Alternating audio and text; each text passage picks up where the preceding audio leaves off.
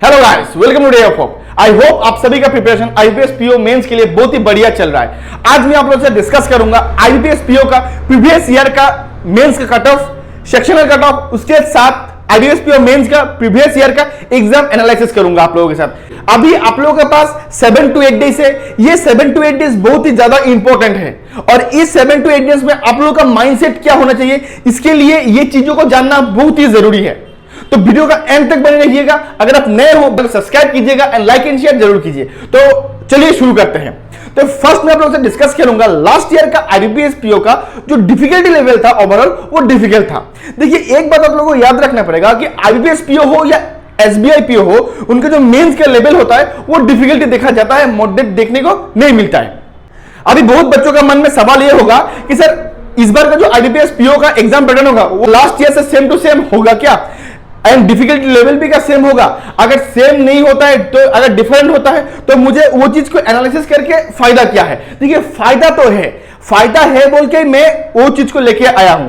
क्योंकि अगर मैं बोलूं आईबीपीएस पीओ का इस बार का डिफिकल्टी लेवल, तो कहीं ना कहीं ये लास्ट ईयर के कंपटीशन में थोड़ा सा अप देखने को मिल सकता है, डाउन देखने का चांसेस बहुत ही कमती है। क्योंकि आईबीपीएस पीओ का अगर आप लास्ट 4 to 5 इयर्स का पेपर देखेंगे तो कंपैरेटिवली प्रीवियस ईयर के कंपैरिजन में थोड़ा सा हाई देखने को मिला है। तो उसी हिसाब से अगर मैं एक्सपेक्टेड करूं तो इस बार भी आईबीपीएस पीओ का जो मेंस होगा थोड़ा सा अप देखने को मिलेगा। एंड अगर आप इसी साल का अदर्स एग्जाम का भी मैं बात करूं, जैसे आईबीपीएस क्लर्क हो गया, आरआरबी पीओ का मेंस हो गया एंड आरआरबी क्लर्क का, उनका भी पेपर कंपैरेटिवली थोड़ा सा कुछ सेक्शन थोड़ा टफ देखने को मिला है। ठीक है, तो फर्स्ट मैं आप लोगों से डिस्कस करता हूं आईबीपीएस पीओ का मेंस का एनालिसिस। ठीक है, तो फर्स्ट मैं स्टार्ट करूंगा जीए सेक्शन को लेके। देखिए जीए सेक्शन एक ऐसा होता है जिसका सिलेबस डायनामिक होता है। आप लोग बोलेंगे सर डायनामिक कैसे? हमको तो मालूम है कि सर जीए में स्टैटिक अवेयरनेस आएंगे, स्टेट वाइज जो होता है सभी कुछ, वो तो डायनामिक नहीं होता, वो तो स्टैटिक होता है। उसके बाद फाइनेंशियल अवेयरनेस, वो भी डायनामिक नहीं होता है। Banking awareness and current affair नहीं। जीए का जो ये banking awareness, financial awareness, static होता है, ये टोटली बेस्ड होता है करंट अफेयर के ऊपर। एंड करंट अफेयर क्या होता है कि हर एग्जाम में चेंजेस होते रहता है। अभी जो बच्चे आरआरबी क्लर्क के लिए या आरआरबी मेंस पीओ मेंस के लिए स्टडी किए थे, अभी वो बच्चे का जो करंट अफेयर होगा थोड़ा सा अलग स्टडी करना पड़ेगा, क्योंकि आपका लास्ट 6 to 7 मंथ का आपको लेके चलना पड़ेगा। इन दैट केस क्या होता है, इस 6 to 7 मंथ में जो फाइनेंशियल अवेयरनेस था, जो बैंकिंग अवेयरनेस है, जो स्टैटिक अवेयरनेस है, जो ज्यादा हाईलाइट में है, वो चीजों को थोड़ा डीपली देखना पड़ेगा। एंड इस बार का अगर जीए बोलूं तो डीपली पूछा जा रहा है। तो मैं यही बोलूंगा कि अभी अगर आप लोगों का रिविजन कंप्लीट हो चुका है तो आप सब चीजों को थोड़ा सा डीपली स्टडी कीजिए, ताकि कोई भी क्वेश्चन अगर आपसे पूछे तो आप उसका आंसर दे पाओ। अगर मैं लास्ट ईयर का जनरल अवेयरनेस का अगर गुड रिटर्न बोलता हूं 23, लेकिन sectional cut off 3.75 1 and others का 1.75। अभी बच्चों का मन में सवाल होगा कि सर अगर गुड रिटर्न 23 है तो सेक्शनल कट ऑफ इतना कमती क्यों है?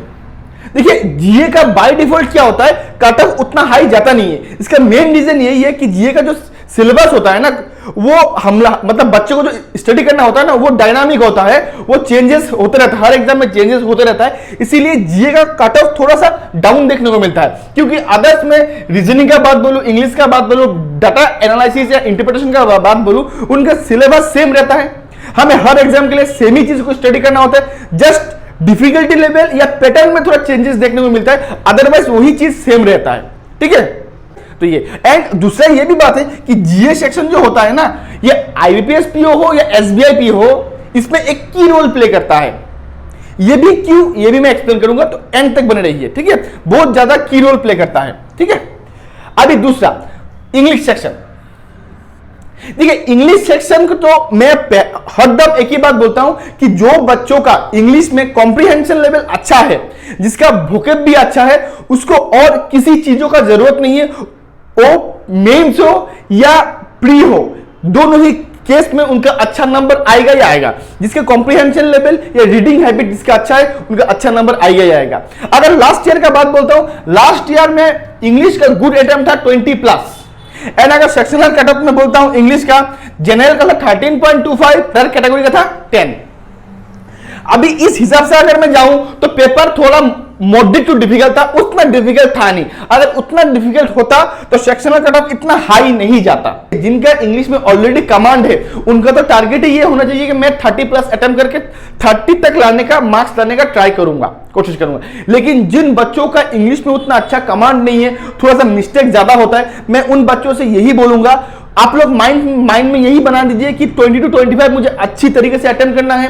अगर पेपर लास्ट ईयर के कंपैरिजन में वही बराबर आ रहा है, क्योंकि आप लोग तो मेमोरी बेस दे रहे हो, मेमोरी बेस में तो आपका इंग्लिश का लेवल पता ही चल रहा है। अगर उसी का लेवल का अगर पेपर आपका देखने को मिल रहा है तो आपका टारगेट ये होना चाहिए कि मैं 20 to 25 अटेम्प्ट करूंगा अच्छी तरीके से, सूझबूझ के, एक्यूरेसी मेंटेन करके। क्योंकि IBPS PO and SBI PO के लिए एक्यूरेसी एक बहुत ही ज्यादा इंपॉर्टेंट रोल प्ले करता है।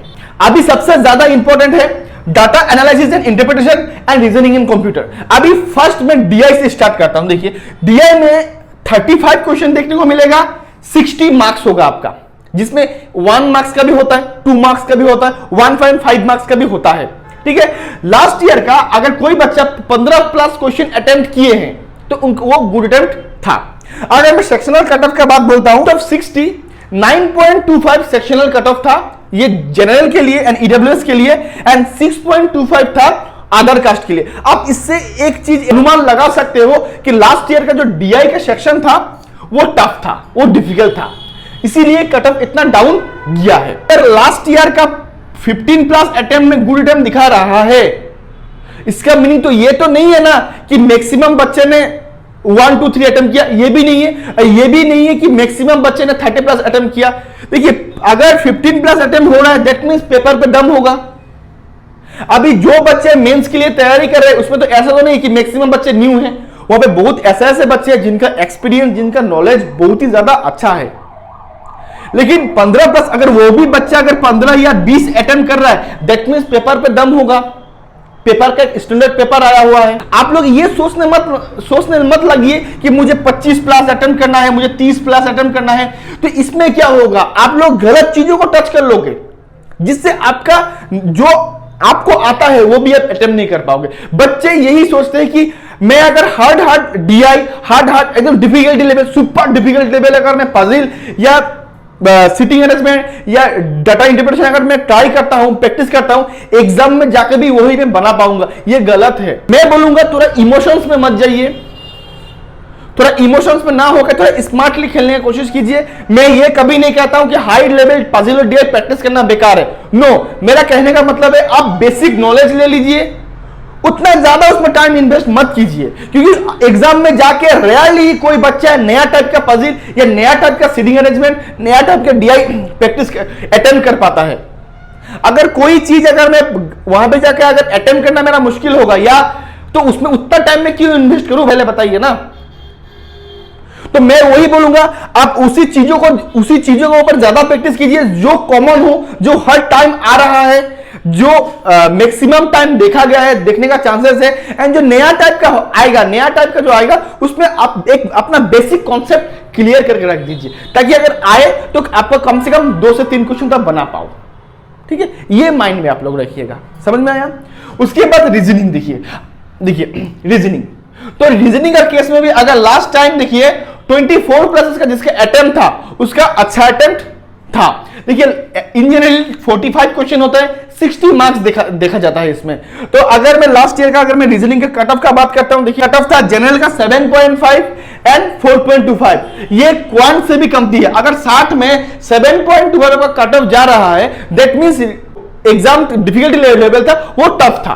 तो इस हिसाब से, क्योंकि देखिए ये जो सेक्शनल कट ऑफ होता है ना, ये कहीं ना कहीं डिफिकल्टी के ऊपर बेस्ड होता है। आपका सेक्शन जितना डिफिकल्ट होगा कट ऑफ उतना ही डाउन देखने का ज्यादा इंपॉर्टेंट होता है, वो है डेस्क्रिप्टिव, जहां पे 25 मार्क्स होता है। एंड वहां पे अगर आपका टाइपिंग स्पीड है, आपका ग्रामेटिकल आपका सही है, तो एटलीस्ट नंबर भी आपको मिल जाएगा। अगर वहां पे आप 15 या 15 प्लस लाते हो दैट मींस वहां पे भी एक अच्छा स्कोर होता है। ठीक है, उसके बाद आपको ये चीज में ध्यान देना होता है। ठीक है, अभी अगर मैं लास्ट ईयर कट ऑफ का बात करूं तो जनरल का 80.75 जो आउट ऑफ 225, 200 मेंस का 25 डेस्क्रिप्टिव को मिला के 80.75 एंड ओबीसी का भी 75.75 एंड ईडब्ल्यूएस का 77 point something, SC and ST का उसी हिसाब से था। अभी मैं आप लोगों को यही बात बोलूंगा कि आप लोग थोड़ा सा सूझबूझ के साथ इस बार का आईबीपीएस पीओ मेंस अटेम्प्ट करें, क्योंकि लास्ट ईयर का वैकेंसी अगर बोलो नियरली 4500 का जैसा था, इस बार अप्रोक्सीमेटली 8500 जैसा है।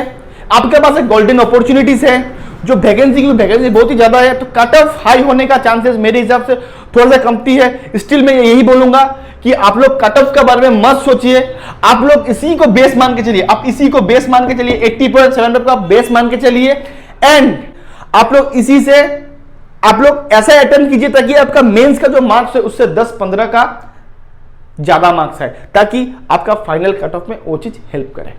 ठीक है, आप लोगों को समझ में आ गया कि इस लास्ट 7 to 8 डेज में किस तरह खुद को मेंटली रेडी करना है आईबीपीएस पीओ मेंस के लिए, क्योंकि IBPS PO mains it is a golden opportunity for each and every aspirants. ठीक है, तो मैं यही बोलूंगा एंड इसी के साथ आज का वीडियो यहीं पे समाप्त करूंगा। आई होप आप लोगों को पसंद आया होगा, आप लोग चीजों के बारे में एनालिसिस कर पाए होंगे। ठीक है, अगर सच में आप लोगों को पसंद आया, अच्छा लगा, तो चैनल को सब्सक्राइब कीजिएगा, वीडियो को लाइक एंड शेयर जरूर कीजिएगा। Till then goodbye and take care.